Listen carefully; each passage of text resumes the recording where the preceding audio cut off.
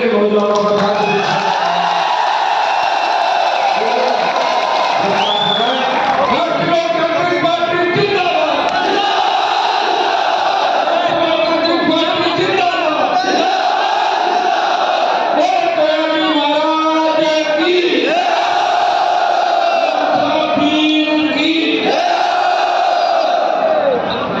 सबसे पहले तो राष्ट्रीय लोकतांत्रिक पार्टी के हमारे पूरे परिवार को और विशेषकर बाड़मेर और आपका जो नया जिला भदोदरा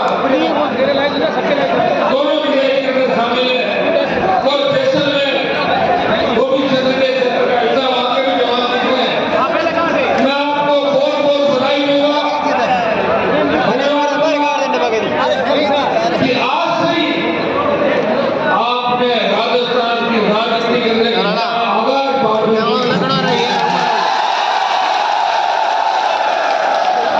और मुझे पता है कि बाड़मेर का रिकॉर्ड तोड़ना राजस्थान में किसी के बस का नहीं है। बच्चे सारे किसान को ताकतवर है, दलित शोषित मुस्लिम हमारे खिलाफ खड़ा है राजस्थान के अंदर, लेकिन बाड़मेर के नौजवानों ने जो ऊंचे ऊंचे वसुंधरा से लड़ते हुए हमेशा दी थी वही आज पार्टी का गठन करके इस किसान कौम की लड़ाई लड़ रहा है। उसमें मुझे याद है जब वसुंधरा से मेरा झगड़ा चल रहा था तो बाड़मेर के छोटे छोटे बच्चे अपने आप मुख्यमंत्री का विरोध करते थे, पुलिस पकड़ लेती थी लेकिन वो परवाह नहीं करते और मेरे लिए विरोध में मैं इतना ही विश्वास आपको दिलाता हूँ, मैं भी राजस्थान के अंदर नया नेतृत्व तैयार कर रहा हूँ, मैं राजस्थान के अंदर नए नेता तैयार कर रहा हूँ, मैं राजस्थान के अंदर अब हमारे लिए तैयार कर रहा हूँ। लेकिन भाइयों दुर्भाग्य से हमें जो मंजिल मिलनी चाहिए थी वो मंजिल 23 के अंदर नहीं मिली। आपके संग इसमें कोई कमी नहीं रही। आपने पार्टी के गठन के बाद लोकसभा में एलाइंस करने के बीजेपी से एलाइंस के बाद बाड़मेर से 25 सीटें जिताई और गठबंधन का हिस्सा बना के मुझे दिल्ली भेजा। लेकिन जब किसान कौम पर संकट आया, जब देश की किसान कौम पुकार रही थी, जब देश का किसान बलिदान मांग रहा था कि कौन बलिदान देगा, उस वक्त इस हिंदुस्तान के अंदर अगर मेरी कौम का पहला व्यक्ति किसानों के लिए समाज के लिए बलिदान देना आया, नागौर का सांसद था जिसने आपके सम्मान को पूरा किया। 2 साल कोरोना की गंभीर कोविड का समय आपने देखा, किसी ने सोचा भी नहीं कि कोरोना काल के अंदर ऑक्सीजन सिलेंडर के अभाव के अंदर हमारे नौजवान दम तोड़ देंगे। कोविड के अंदर हमें घरों में बंद रहना होगा। कोविड में मोदी ने घंटी बजवाई, मोमबत्तियां जलवाई और पता नहीं क्या क्या करवाया कोविड के अंदर, और वैक्सीन और दूसरा कौन सा डोज किया था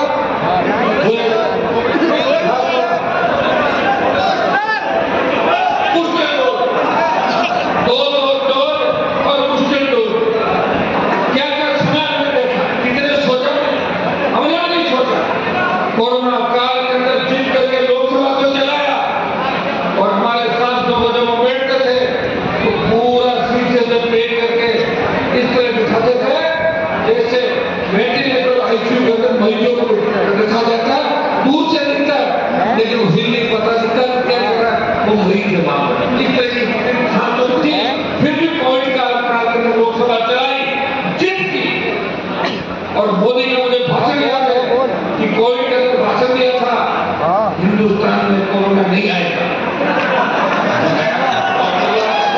अगर कोरोना नहीं आएगा इससे बड़ी क्या बात हो सकती है। विश्व के तमाम देश जब हम देख रहे थे सोशल मीडिया पे, चैनलों पे, तो बड़े बड़े आप देख रहे थे हजारों लाखों की तादाद में लोग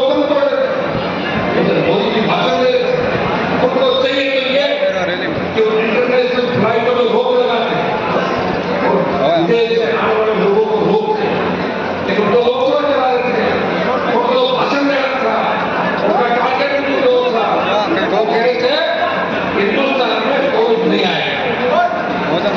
और इसके चक्कर में लोग आराम से घूमते रहे और पहला कोरोना जो हुआ उसके अंदर हम भी चपेट में आए, देश का प्रधानमंत्री भी चपेट में आया, सैकड़ों नेता चपेट में आए, डॉक्टर, इंजीनियर, अधिकारी, एक्टर और जो लोग थे, पहला फेज जिसके अंदर कोविड की कोई दवाई का पता नहीं था, अंधेरे में तीर चला रहे थे, किसी के ज्यादा एंटीबायोटिक लगा रहे थे, किसी के ज्यादा डोज लगा रहे थे, तो जीवन रक्षक जो डोज लगा रहे थे उनका अता पता नहीं था, किसी के आपका पूरी थेरेपी कर रहे थे और किसी का प्लाज्मा चेंज कर रहे थे।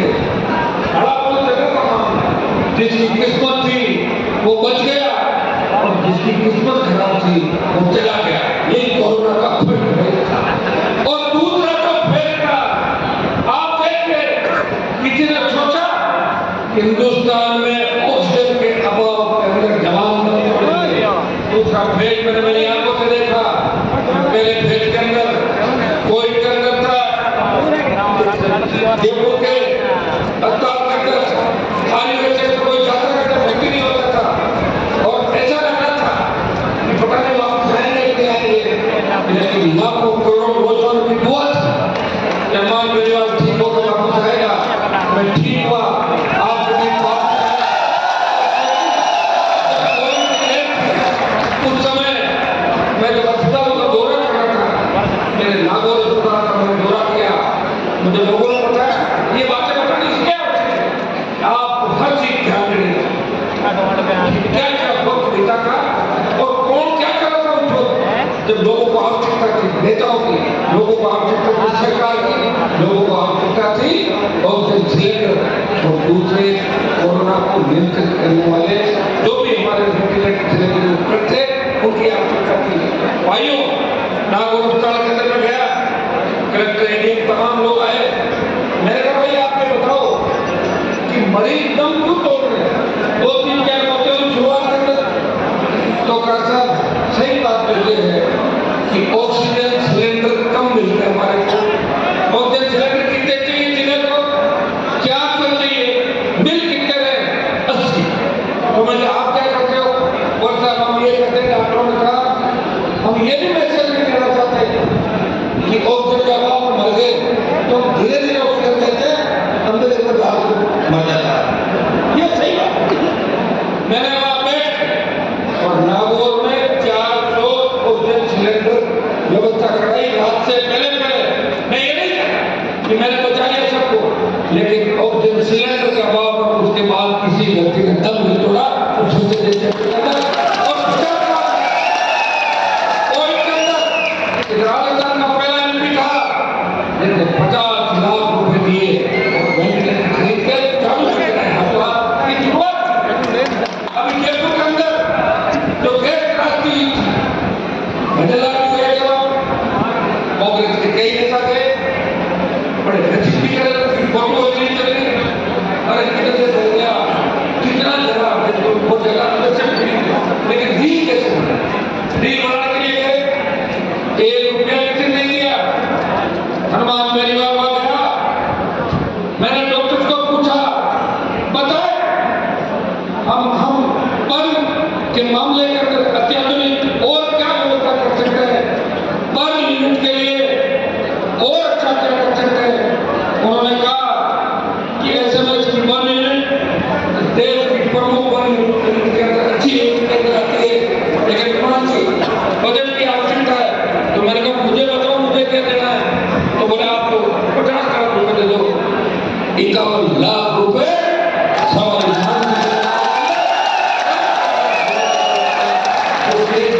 चला जाएगा।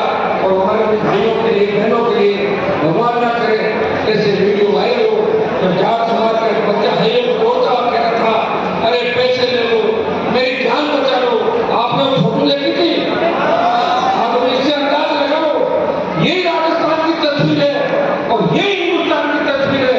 अगर लड़ना चाहते हो अपने बच्चों का भविष्य ठीक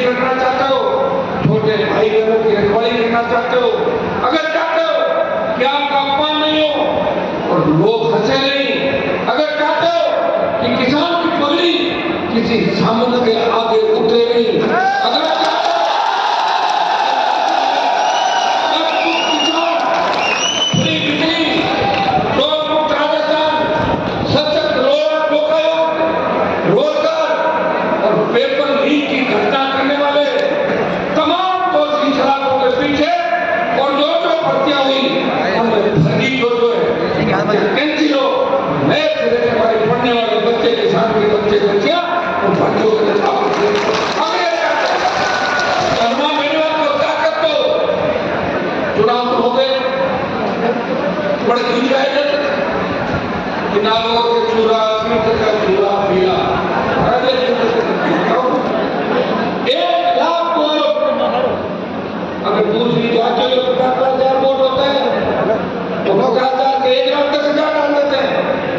नेता को हार नहीं देते, लेकिन 1 लाख वोट और 65,000 शेड्यूल कास्ट के वोट कितने हैं? 1,65,000, 15,000 मुसलमान, 1,80,000 और टोटल वोट कितने? 2,85,000। 2 लाख वोट होते हुए भी अपने ही नेता को उन सामंती ताकतों के सामने जितने कहा कि मेरी मूंछ कटवा लूंगा, तो मूंछ नहीं इस तरह उस किले के अंदर देखा किस तरह कोई बेटी चोरी थी। मैं तो खड़ा, लेकिन आप एक बात बताओ, कोई भी गाड़ी चलती हुई पीछे की आवश्यकता होती नहीं होती, पेट्रोल में कहाँ चलेगी? वो तो मैं ही हूँ जो बिना खाना खाए देखता हूँ। खाना खाते देखा क्या मुझे किसी बार देखा? लोग तो 15-15 बार खाना खाते थे। मैं कहीं कहता हूँ वीडियो देखो, 2-2 किलो अनाज खा जाते।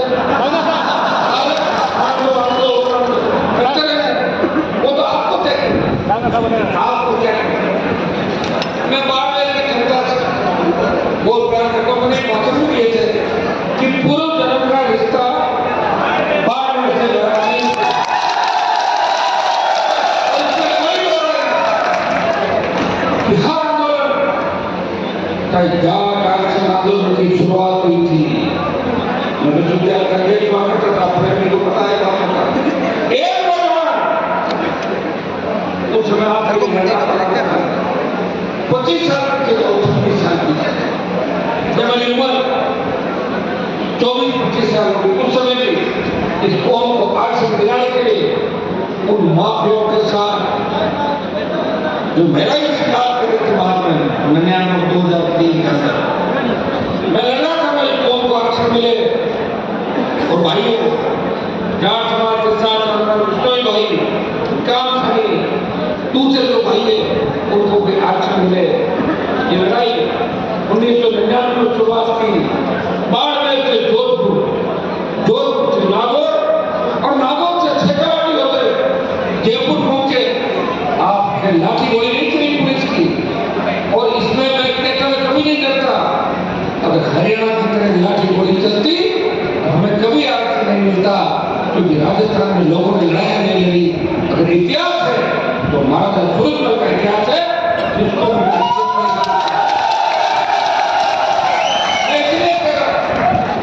अगर लड़ते और गोली चलती और 2-4 हमारे समाज के लोग शहीद हो जाते तो बताओ क्या होता?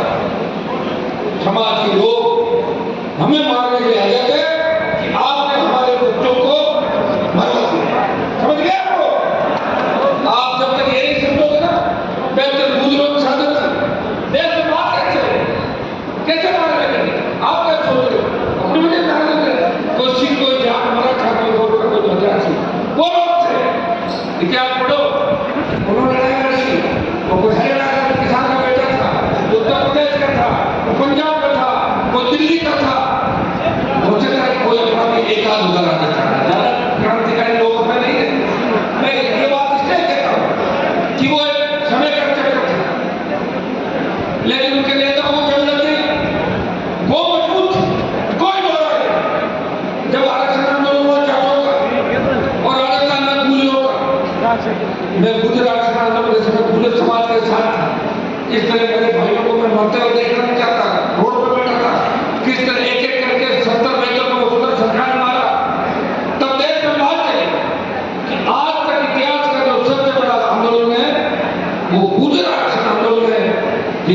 गुजरों में पुलिस को बेहतर साधन के बाद भी पुलिस को भाग खड़ा होना पड़ा और गुजर समाज ने इस सरकार को झुकाया। लेकिन अगला आंदोलन सुनो, हरियाणा का जहाज आरक्षण आंदोलन। मैं गया था हरियाणा, कि राजस्थान से एक किसान का बेटा विधायक था, वो हरियाणा गया और राजस्थान में 300 जगह प्रदर्शन कराए। और जब हरियाणा के अंदर जाट समाज के बच्चे लड़े थे तो देश का मीडिया लिख रहा था कि वारे वीरों, गुजर आंदोलन के अंदर तो पुलिस बेफुट में गई, जाट आरक्षण आंदोलन में मिलिट्री को भी भागना पड़ा। ये कह रहा हूं कि मिलिट्री के खिलाफ आप कोई मोर्चा खोलो, ये मैं नहीं कह रहा हूं, ठीक है। तो आया अमेरिका का बात के अंदर छपा, ये तुम्हारा दोष है, बजरंग बली का दोष है, हनुमान महाराज के अंदर बहुत ताकत थी, ये उसके अंदर दिक्कत थी, वो भूल जाते हैं। तो याद रखो कि बजरंग बली आप सबसे बड़ी ताकत को हिंदू उठा के फिर वो कुछ भी करते हैं। हमारी कौम को समय समय ये बातें याद करनी पड़ेगी, क्योंकि पुराने नेता ने नहीं सिखाया। जंग लग गई मैं तो लड़े, हाँ रोने का वो धोने का काम किया, इसमें कोई दो नहीं। मारवाड़ से लेकर नागौर से लेकर बाड़मेर तक एक ही काम किया कि किसी मुख्यमंत्री का कोई झुका हाथ में ले लिया हमारे नेताओं ने, मुख्यमंत्री बनने का प्रयास मेरे भाई ने किया। इस पर कोई बुरा माने, किसी की मिर्ची लगे, उसका कोई ये तो मुझे हुआ कि मैं लड़ाई कर रहा हूँ ना, ये जगदीप धनखड़ का नंबर आ गया, मैं नहीं लड़ता, उनका भी नंबर नहीं आता। हम कैसे आया करके कोई दिक्कत होती ना सारी बात। हर कोई कह रहा हनुमान जी ये कर रहे वो कर रहे, हनुमान जी तो फ्यूचर में आ गए, कैसे तो भगत सिंह जी को फांसी हो गई, लेकिन देश को आजाद कर रहे कि नहीं कर रहे भगत सिंह को?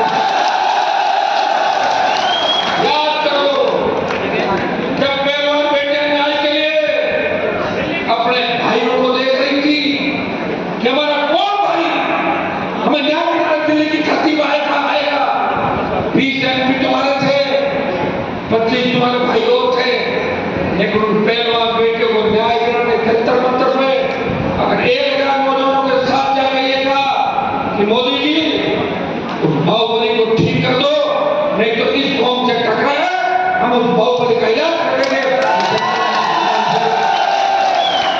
जब किसान तकलीफ में था, मोदी की सत्ता को ठोकर मार के उस व्यक्ति ने, जिसने पूरी जवानी सत्ता के खिलाफ सड़कों पे, सत्ता लोग सुनो मेरी बात, मैंने 1992 93 का समय देखा था जब मैं कॉलेज में पढ़ता था।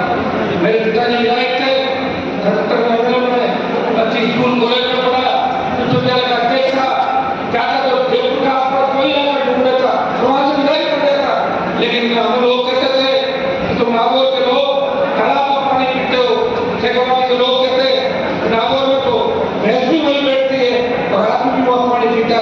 ये बात मुझे चूक गई, मैं मेरे नागौर में जाऊंगा, मेरे भाइयों को मजबूत करूंगा और अपने धन पीने का शुद्ध पानी, बिजली, सड़क, स्कूल, मेरे पानी और मैं और राजस्थान को जगाऊंगा।